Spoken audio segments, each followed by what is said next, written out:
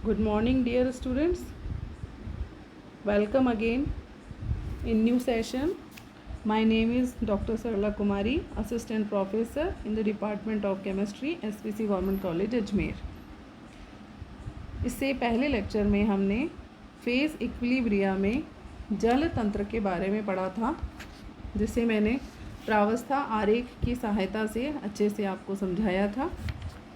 आज के इस लेक्चर में मैं कार्बन डाइऑक्साइड तंत्र के प्रावस्था आरेख को समझाने जा रही हूँ.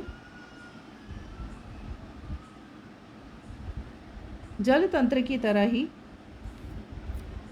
जैसे कि इस फिगर में हम देख सकते हैं, इस आरेख में हम देख सकते हैं कि बिल्कुल जल तंत्र की तरह तीन प्रावस्थाएं हैं: ठोस कार्बन डाइऑक्साइड, द्रव कार्बन डाइऑक्साइड और वाष्प कार्बन डाइऑक्साइड, जो कि तीनों साम्यावस्था में हैं. इस तंत्र में आरेख में तीन क्षेत्र हैं, तीन वक्र हैं और एक त्रिक बिंदु है.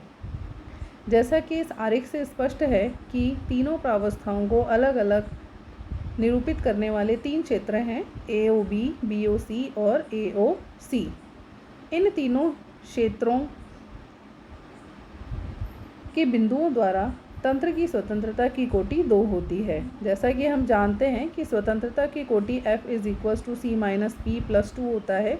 C यहाँ पर कंपोनेंट है, P फेज को दर्शाता है. अब क्योंकि एक घटक तंत्र है तो C का मान 1 होगा और एक ही प्रावस्था होती है क्षेत्र में, इसलिए हम P का मान 1 रखते हैं. तो ओवरऑल जो स्वतंत्रता की कोटि है, इसका मान हमें 2 प्राप्त होता है. इसका अर्थ है कि तंत्र की व्याख्या करने के लिए हमें ताप और दाब दोनों को बताना ज़रूरी होगा. प्रत्येक क्षेत्र में तंत्र की व्याख्या करने के लिए हमें ताप पता होना चाहिए और दाब की भी जानकारी होनी चाहिए.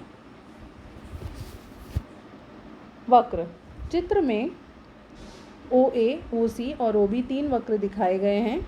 इन तीनों वक्रों में प्रावस्थाओं की संख्या 2 होती है, क्योंकि F = C - P + 2 फॉर्मूले में C का मान 1 होगा, P का मान 2 होगा, +2 = 1, यानी कि स्वतंत्रता की कोटि 1 होगी.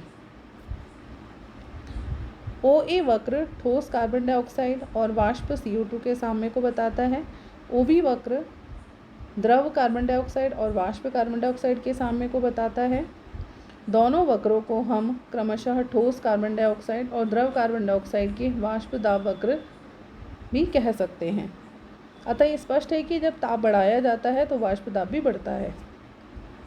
OC वक्र, जो कि ठोस कार्बन डाइऑक्साइड और द्रव कार्बन डाइऑक्साइड के साम्य को बताता है, यह ठोस कार्बन डाइऑक्साइड का गलनांक वक्र भी कहलाता है. यह दाब अक्ष से बाहर की ओर झुका हुआ है, जिससे कि ये पता चलता है कि दाब बढ़ने से गलनांक भी बढ़ेगा. अतः इससे आसानी से निष्कर्ष निकाला जा सकता है कि जो ठोस कार्बन डाइऑक्साइड है उसका विशिष्ट आयतन द्रव कार्बन डाइऑक्साइड के विशिष्ट आयतन से कम होता है और दाब बढ़ाने से द्रव का ठोस में परिवर्तन हो जाता है. इस प्रक्रिया में पिघलने की गुप्त ऊष्मा बाहर निकलती है और जिससे कि तंत्र का तापमान बढ़ जाता है. जिस प्रकार से दूसरे किसी एक घटक तंत्र में होता है कि वक्र में स्थित बिंदु बताने वाले तंत्र एक चर होंगे और ताप या केवल दाब द्वारा ही तंत्र को परिभाषित किया जा सकता है. अभी तक हमने क्षेत्र के बारे में बताया, वक्र के बारे में बताया. एक तीसरी जो मुख्य बात है किसी भी प्रावस्था आरेख में, वो है त्रिक बिंदु. त्रिक बिंदु पर तीन वक्र AO, CO और BO O बिंदु पर मिलते हैं, जो कि त्रिक बिंदु कहलाता है. इस बिंदु पर तीनों ही प्रावस्थाएं होती हैं: ठोस, द्रव और वाष्प. इस बिंदु पर तापमान का मान होता है -56.4 डिग्री सेंटीग्रेड और दाब होता है 5 वायुमंडलीय. जब हम स्वतंत्रता की कोटि की कैलकुलेशन करते हैं तो F = C - P + 2 में C का मान 1 है, क्योंकि एक घटक तंत्र है. यहाँ तीनों प्रावस्थाएं हैं, इसलिए P का मान 3 होगा. ओवरऑल जो डिग्री ऑफ फ्रीडम है, स्वतंत्रता की कोटि है, इसका मान 0 आता है. यानी कि त्रिक बिंदु पर हमें तंत्र को समझाने के लिए किसी भी घटक की आवश्यकता, यानी ना तो ताप की आवश्यकता है और ना ही दाब की आवश्यकता है, क्योंकि यहाँ पर ताप और दाब का मान निश्चित होता है। एक वायुमंडलीय दाब पर जो ठोस कार्बन डाइऑक्साइड है वो लेश मात्र भी द्रव CO2 के संपर्क में नहीं होती है और इसीलिए उसको हम ड्राई आइस भी कहते हैं। ये बहुत इंपॉर्टेंट चीज़ है, अधिकतर क्वेश्चंस इसके बारे में पूछ लिए जाते हैं कि ड्राई आइस किसे कहा जाता है। ठोस कार्बन डाइऑक्साइड को गर्म करने से द्रव कार्बन डाइऑक्साइड हमें तभी प्राप्त होगी जबकि उसका वायुमंडलीय दाब 5 वायुमंडलीय दाब से अधिक होगा। अतः प्रावस्था आरेख से स्पष्ट है कि 67 वायुमंडलीय दाब पर जो द्रवित कार्बन डाइऑक्साइड है इसका क्वथनांक 25 डिग्री सेंटीग्रेड होता है, जैसा कि इस प्रावस्था आरेख में दिखाया गया है।